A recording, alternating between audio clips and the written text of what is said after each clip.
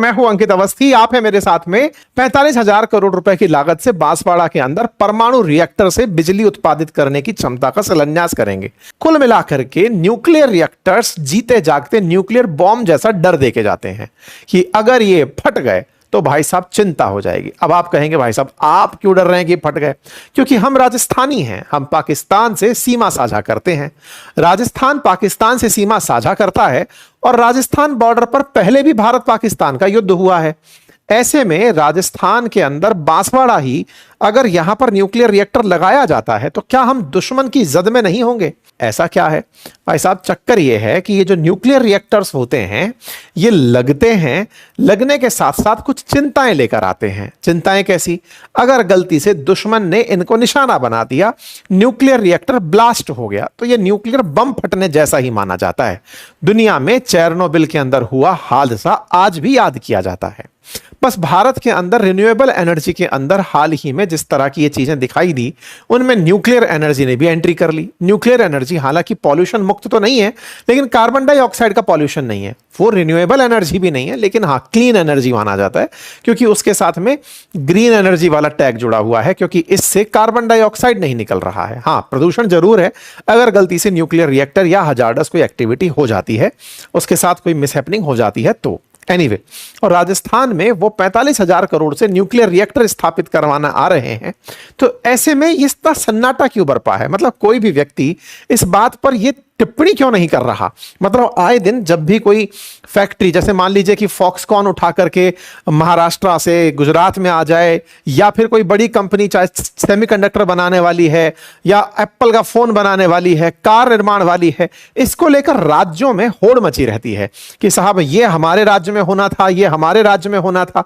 राजस्थान में 45,000 करोड़ का निवेश आ रहा है, हमको कोई विरोध क्यों नहीं मिल रहा है? इस बात को लेकर के दिमाग में प्रश्न होने जरूरी हैं कि भाई साहब पैसा तो आ रहा है, लेकिन कोई दूसरा राज्य इसमें क्यों जिद नहीं कर रहा है? सोच लीजिएगा, क्योंकि कहीं ना कहीं इसमें कुछ ऐसा है जो सबके अंदर चिंता डालता है। ऐसा क्या है भाई साहब? चक्कर यह है कि ये जो न्यूक्लियर रिएक्टर्स होते हैं ये लगते हैं, लगने के साथ साथ कुछ चिंताएं लेकर आते हैं। चिंताएं कैसी? अगर गलती से दुश्मन ने इनको निशाना बना दिया, न्यूक्लियर रिएक्टर ब्लास्ट हो गया तो ये न्यूक्लियर बम फटने जैसा ही माना जाता है। दुनिया में चेरनोबिल के अंदर हुआ हादसा आज भी याद किया जाता है। इसी तरह से फुकुशिमा प्लांट का फटना भी आज तक याद किया जाता है। शायद यही कारण है कि कोई और राज्य इस जिम्मेदारी को लेना भी नहीं चाहता होगा, क्योंकि ठीक है राजस्थान के अंदर वैसे भी पॉपुलेशन कम है, जिस क्षेत्र में लग रहे हैं वहां पर कोई विरोध करने वाला नहीं है। किसी और राज्य में होते तो लोग सड़कों पर उतर के ये कह रहे होते कि नहीं साहब हमारे लिए रिस्क हो जाती। हालांकि देश की सरकार के लिए देश के सभी नागरिकों की जान एक समान है, लेकिन राजनीति की जहां तक बात हो, मैं आपका ध्यान केवल इसलिए आकर्षित कराना चाह रहा हूं कि इसको लेकर कोई राजनीति नहीं हो रही है। सबका कहना है ठीक है, हाँ बढ़िया हो, बधाई हो साहब, बधाई हो राजस्थान वालों, बधाई हो। एनीवे, राजस्थान हो या देश हो, राज्य सरकार हो या केंद्र सरकार हो, सभी के लिए सबसे पहली प्राथमिकता देशवासियों की, राज्यवासियों की सुरक्षा ही होती है।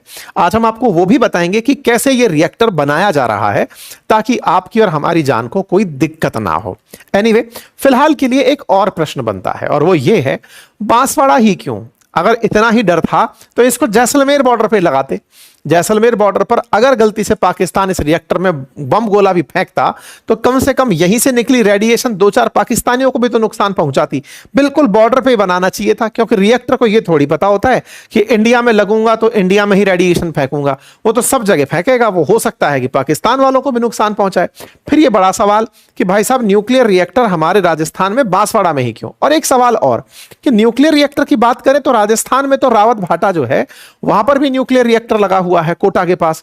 तो ऐसे में रावत भाटा में न्यूक्लियर रिएक्टर, अब बांसवाड़ा में न्यूक्लियर रिएक्टर, ये चक्कर क्या है? राजस्थान के दक्षिणी हिस्सों के अंदर ही न्यूक्लियर रिएक्टर की बात क्यों होती है? आज इस सेशन में इन सवालों का भी जवाब आपके साथ में साझा कर लेंगे। प्रधानमंत्री की यह यात्रा इसलिए खास हो जाती है क्योंकि केंद्र ने 2047 तक 100 गीगावाट एनर्जी न्यूक्लियर एनर्जी से उत्पादित करने का लक्ष्य रखा है और उसमें यह वाला प्रोजेक्ट बहुत मायने रखता है। अब मैं आपको थोड़ा सा मैप के बारे में जानकारी देता हूं। राजस्थान के मैप को अगर हम ध्यान से देखें तो हमारे राज्य के अंदर 41 जिले हैं और उन 41 जिलों में दक्षिण में स्थित सबसे जो लास्ट में जिला है उसका नाम बांसवाड़ा है। ये जो बांसवाड़ा है ना, उत्तर और दक्षिण अगर आप इसे गौर से देखें तो ये बांसवाड़ा उस क्षेत्र में आता है जहां साउथ वेस्ट मानसून की अरब सागर वाली जो शाखा है वो राजस्थान में एंट्री करती है। अर्थात ये वो क्षेत्र है जहां पर बारिश बहुत होती है। राजस्थान में अगर सबसे ज्यादा बारिश वाले क्षेत्रों में देखी जाने वाली जगह हैं तो वो यही वाले क्षेत्र हैं, बागड़ रीजन या हाड़ौती रीजन। इन्हीं क्षेत्रों में राजस्थान में सबसे ज्यादा बारिश आती है। अगर ज्योग्राफी को और रिलेट करें तो आप पाएंगे कि ये वो क्षेत्र हैं जहां पर एक तरफ माही नदी बह रही है तो एक तरफ चंबल बह रही है। दोनों ही नदियां अपने साथ बहुत सारा जल लेकर चलती हैं। चंबल तो राजस्थान की पेरिनियल रिवर यानी सदानीरा नदी कही जाती है। और साथियों, जब न्यूक्लियर रिएक्टर की बात हो तो बड़ा सवाल यह कि जैसलमेर क्यों नहीं, बांसवाड़ा क्यों? अगर इस सवाल का जवाब खोजने आप निकले हैं तो इसका जवाब है बांसवाड़ा की नदियों में पानी है, जैसलमेर में पानी का अभाव है। तो आप पूछेंगे पानी से न्यूक्लियर रिएक्टर की क्या कहानी है? बहुत आसान है बिजली उत्पादित करना। आप चाहें तो हम अपने घर में भी बिजली पैदा कर ही सकते हैं। बोले क्या मजाक कर रहे हो यार? देखो बात ऐसे है कि बिजली उत्पादित करने के लिए केवल आपको मैकेनिकल एनर्जी को ही ऊर्जा के दूसरे रूप में परिवर्तित करना है और करने के लिए टरबाइन घुमाना है। स्वदेश फिल्म के अंदर जब शाहरुख खान बिजली पैदा कर सकता है तो आप और हम तो कर ही सकते हैं। कहानी क्या है? कहानी यह है कि अगर आपने किसी भी तरीके से टरबाइन का चक्का घुमा दिया तो उसके घूमने से ही बिजली उत्पादित होती है। दुनिया के जितने भी प्रकार आप बिजली के देख रहे हैं उनमें मेजॉरिटी यही तरीका होता है। अगर आप पानी के गिरने से बिजली उत्पादित होती हुई देखते हैं, जैसे हाइड्रो इलेक्ट्रिक कहते हैं, उसमें भी गिरते पानी से टरबाइन घुमाया जाता है, बस टरबाइन से मैकेनिकल ऊर्जा से इलेक्ट्रिक एनर्जी उत्पादित कर ली जाती है।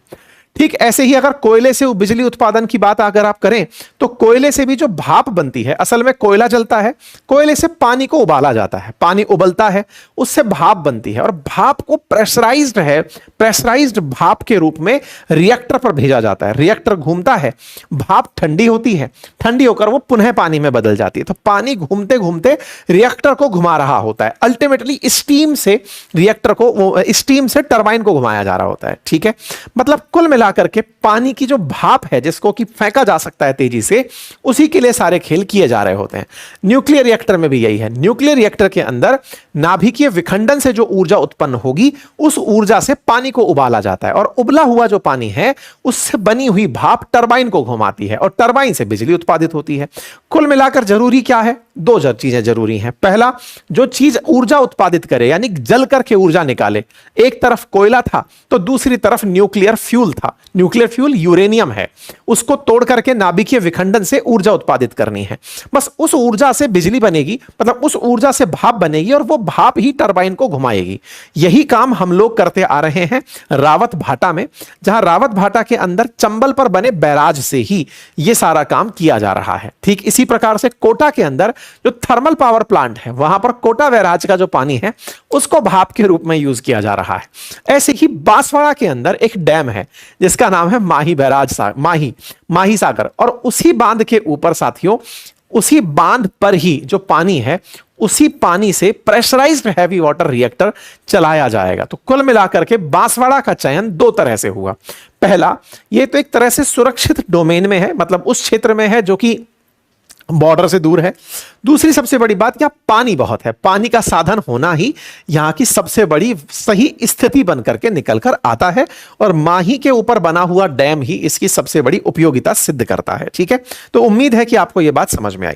अब बात आती है कि माही पर बनने वाला ये जो माही बांसवाड़ा राजस्थान परमाणु बिजली घर है, यह राजस्थान का दूसरा परमाणु बिजली घर होगा और देश का 27वां परमाणु बिजली घर होगा। कहा जा रहा है कि यह बहुत सुरक्षित बिजली घर होगा। आने वाले समय में बांसवाड़ा की यह परियोजना राजस्थान की कुल आवश्यकता की 20% बिजली की आपूर्ति करेगा। इस बारे में सबसे पहले 2023 में ही एग्रीमेंट साइन हो गया था एनटीपीसी और एनपीसीआईएल के द्वारा न्यूक्लियर पावर उत्पादित करने के लिए। यह जॉइंट वेंचर होगा जो कि Chutka Madhya Pradesh atomic power project के साथ और Mahi Banswara Rajasthan atomic power project के साथ कंप्लीट किया जाएगा। बांसवाड़ा से मध्य प्रदेश का बॉर्डर साझा होता है और वहीं पर चुटका Madhya Pradesh atomic power project बनाया जा रहा है। जो बनेगा वो 700 मेगावाट की 2 यूनिट पैदा करेगा और दूसरा जो माही बांसवाड़ा वाला राजस्थान के अंदर प्रोजेक्ट है वो 700 मेगावाट की 4 प्रोजेक्ट बिजली पैदा करेगा। तो एक प्रकार से प्रधानमंत्री जिस परियोजना के लिए आ रहे हैं वहां से वो मध्य प्रदेश के लिए भी एटॉमिक एनर्जी का काम करके जाएंगे। तो हो सकता है मध्य प्रदेश के मुख्यमंत्री भी इस कार्यक्रम के अंदर शरीक हो, मोहन यादव भी आपको इस कार्यक्रम के अंदर दिखाई दे जाएं, क्योंकि एक साथ दो कार्यक्रमों का शिलान्यास किया जा सकता है। ठीक है साहब, तो कुल मिलाकर के राजस्थान को 2800 मेगावाट बिजली मिलने वाली है। उसके लिए ये 4 बड़े बड़े डोम बनने हैं। चारों डोम एक बार में ही काम करने शुरू नहीं हो जाएंगे। चारों डोम की कुल लागत 45,000 करोड़ बताई जा रही है, लेकिन इनके बनने में पहला जो डोम बनकर तैयार होगा, पहली यूनिट जो 700 मेगावाट बिजली उत्पादित करेगी, वो 2031 के अंत तक तैयार होगी। दूसरी उसके 6 महीने बाद अस्तित्व में आएगी, तीसरी उसके 11 महीने बाद, चौथी 2033 तक पूरी होगी। राजस्थान को कुल मिलाकर के 2036 में कंप्लीटली चलती फिरती इलेक्ट्रिक पावर मतलब न्यूक्लियर एनर्जी मिल जाएगी। इस परियोजना को आज से अस्तित्व में आने में 8 साल लगने जा रहे हैं। इसके लिए कुल 623 हेक्टेयर भूमि के अंदर निर्माण कार्य किए जाने हैं। रोजगार के अवसर की अगर हम बात करें तो 20,000 लोगों को अप्रत्यक्ष रूप से इससे रोजगार मिलने की उम्मीदें जताई जा रही हैं। 2036 में जब यह पूरी तरह ऑपरेशनल हो जाएगा तो कहा जा रहा है कि इसकी वजह से प्रदेश में 5900 मेगावाट बिजली का कुल उत्पादन होने लगेगा, क्योंकि 700 के हिसाब से 2800 मेगावाट केवल यही माही से उत्पादित होने वाला बिजली करेगी। अब सवाल आता है, सब बिजली बन गई, जैसे राजस्थान के अंदर राजस्थान की बिजली के लिए विद्युत वितरण निगम लिमिटेड है, जयपुर, जोधपुर, अजमेर, इस प्रकार से उत्पादन के लिए निगम बने हुए हैं। इसके लिए कौन से निगम है? तो इसके लिए nuclear power corporation of India है, जो कि देश में जितने भी न्यूक्लियर पावर प्लांट्स हैं उनसे उत्पादित होने वाली बिजली का पूरी तरह से नियंत्रण स्थापित करती है। इस काम में सहयोग कौन दे रहा है? एनटीपीसी। असल में एनटीपीसी भारत की एक महारत्न कंपनी है। इसका ओरिजिनल काम तो था कि ये कोयले से उत्पादित बिजली करना चाहती थी, लेकिन कोयला को जैसे जैसे आउटलाइन किया गया कि सब अब इसको हटा दो, काम में नहीं आएगा क्योंकि कोयले से पॉल्यूशन बढ़ता है, तो ये लोग धीरे धीरे अब उतर के चले आए हैं सोलर एनर्जी में, सोलर से अब उतर गए हैं न्यूक्लियर एनर्जी में। खैर, ये सब चीज हुई।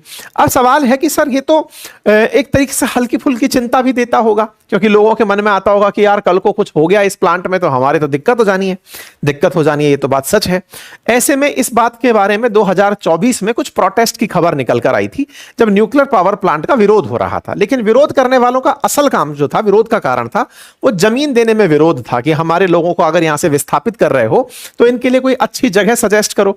स्थानीय लोग डिमांड कर रहे थे कि भाई यहां से लोगों को हटाओगे तो कम से कम प्लांट में रोजगार दे दोगे, ये तो बोलो। और राजस्थान के लोगों ने बहुत अच्छे से इस काम को अपने यहां होने दिया। रही बात इस बात की चिंता की कि अगर दुश्मन ने इसे टारगेट कर दिया, तो मैं आपको जानकारी दे दूं कि इस पर अगर मिसाइल का अटैक भी हो जाएगा तो भी इस पर कोई असर नहीं होगा। ये जो आपने डोम देखे हैं ना, इसके अंदर जो दीवारें बनाई जा रही हैं, उन दीवारों में 50 मीटर का गैप है। मतलब 2 दीवारें ऐसी हैं, जैसे एक दीवार फिर उसके अंदर दूसरी दीवार, 50-50 मीटर का गैप है, और उसके बीच में एयर प्रेशर क्रिएट किया जा रहा है।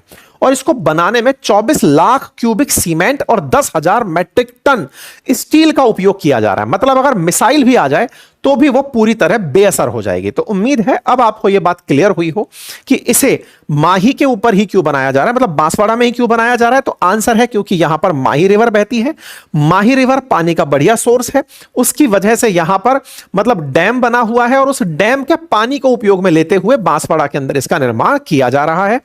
बांसवाड़ा में पानी कैसे आया? तो क्योंकि राजस्थान का वाटर रिच जिला है, जहां पर सबसे ज्यादा पानी साउथ वेस्ट मानसून के कारण आता है। यहां पर रिएक्टर्स की जो बात की जा रही है, देश का यह 27वां न्यूक्लियर रिएक्टर होगा।